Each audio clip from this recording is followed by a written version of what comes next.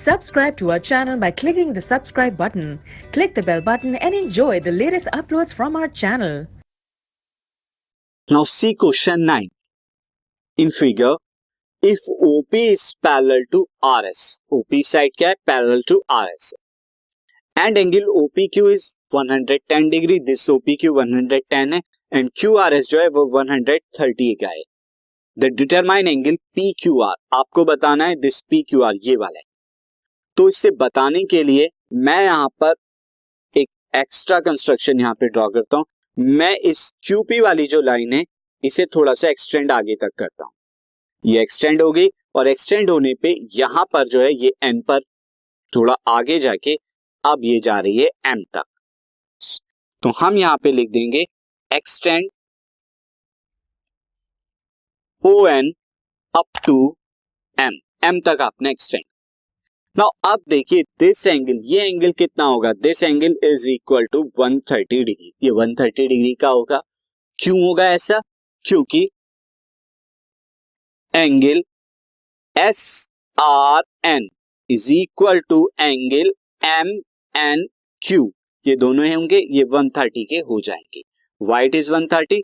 Corresponding pair. ये corresponding pair बना रहे हैं.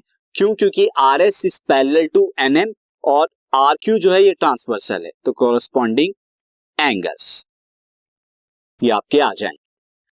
अब ये कॉरस्पॉन्डिंग एंगल्स आ गए. अब ये वाला एंगल भी देखिए. ये एंगल क्या होगा? Angle this OPQ plus angle NPQ. ये 180 डिग्री होंगे दोनों का सम. क्यों होगा? लीनियर पेयर से. Linear pair. अब ये 110 degree plus NPQ, angle NPQ is equal to 180 degree. तो एंगल NPQ कितना आ जाएगा? 180 में से 110 को माइनस करेंगे तो 70 डिग्री आ जाएगा. तो ये एंगल आ गया 70 डिग्री.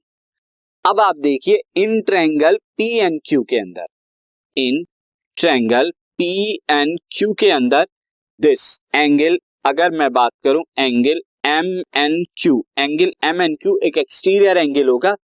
MNQ ये एक्सटीरियर एंगल है जिसका सम क्या होगा? ये एंगल प्लस दिस, इन दो एंगल के सम के इक्वल होगा. तो हम यही करेंगे यहां पे. दिस MNQ का जो सम होगा वो NPQ और PQR के सम या PQN के. तो MNQ क्या होगा?